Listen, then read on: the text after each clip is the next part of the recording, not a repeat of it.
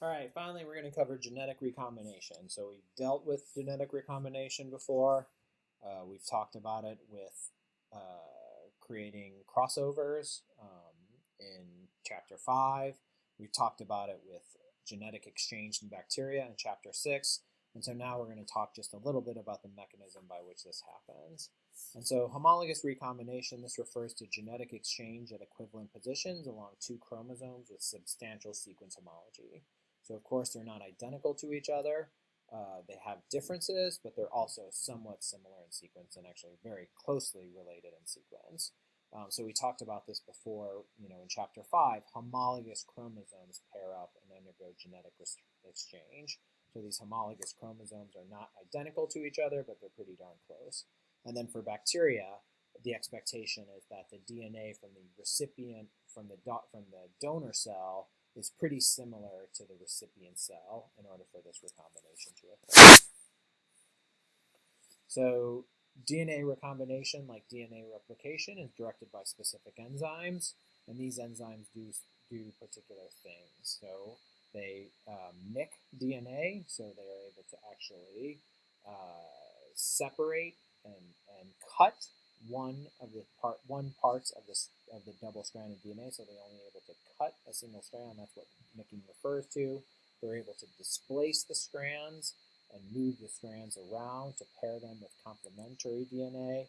They're able to ligate, branch migration, and then duplex separation. And these all generate a characteristic holiday structure. So this kind of summarizes the whole process that we're going to go into in detail. But the important thing to note is that we're starting with two homologous pieces of DNA. So again, these are similar to each other, but they're not exactly the same. And they are able to come together and pair with each other. And so the enzyme that is important for this is RecA. So we talked earlier about things like DNA polymerase. So for this particular process, you should definitely remember the RecA protein. And that's the name of it in E. coli. In eukaryotic cells, it's referred to as Rad51.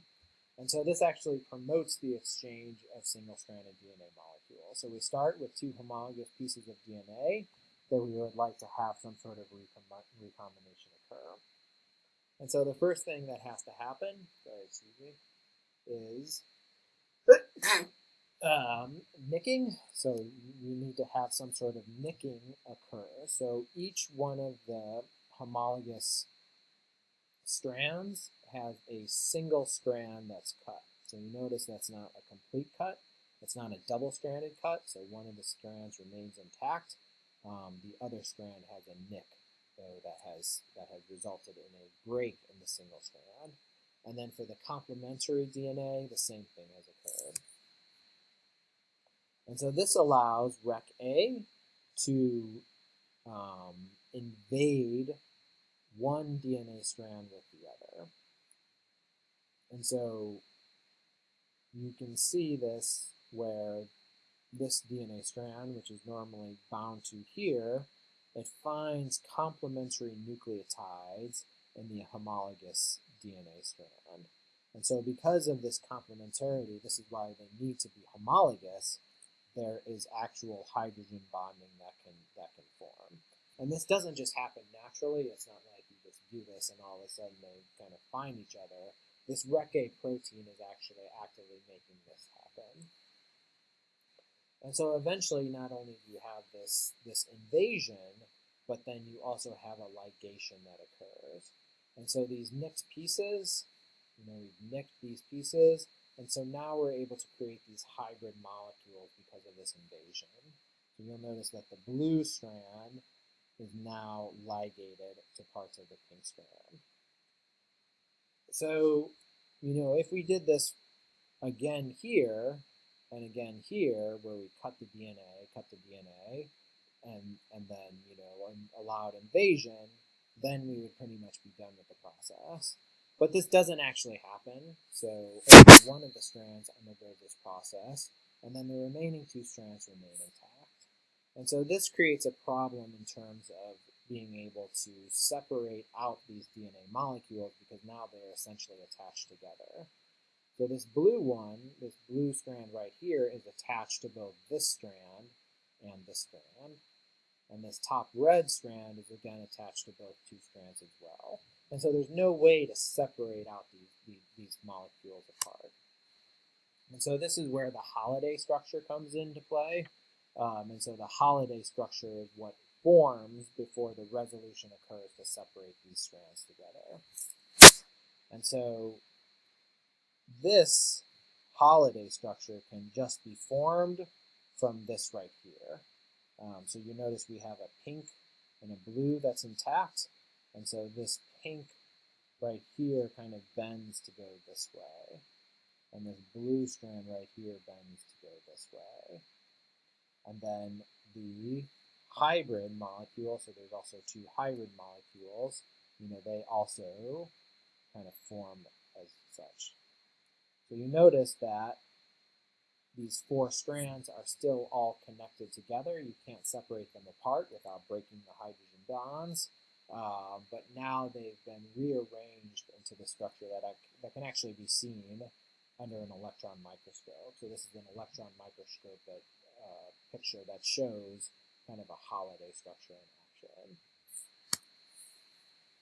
And so the final thing that has to happen for this to be resolved is that you again have to nick the DNA. So the blue strand and the pink strand, so these strands that were formerly not nicked before, are now going to be nicked. Okay, so now formerly, the connection was this way, and now we can reconnect these single strand pieces in a new way. And so the connection point now goes from the blue to the pink. And so essentially what we do is we create two additional hybrid molecules that are not quite exactly the same. And so this hybrid molecule has a little bit more blue, this one has a little bit more pink. And so by doing this process, we are able to eventually form recombinant pieces of DNA that are combinations of the original piece. So this is just an example of a single crossover that RecA has done. But of course you can have multiple crossovers. So if RecA is doing this at multiple positions, then you can have double crossovers, triple crossovers, and quadruple crossovers. So that is the extent of what we will cover in Chapter 11, and we will move on next to really explore how we use these enzymes and some other enzymes to do DNA recombination. To do recombinant DNA to actually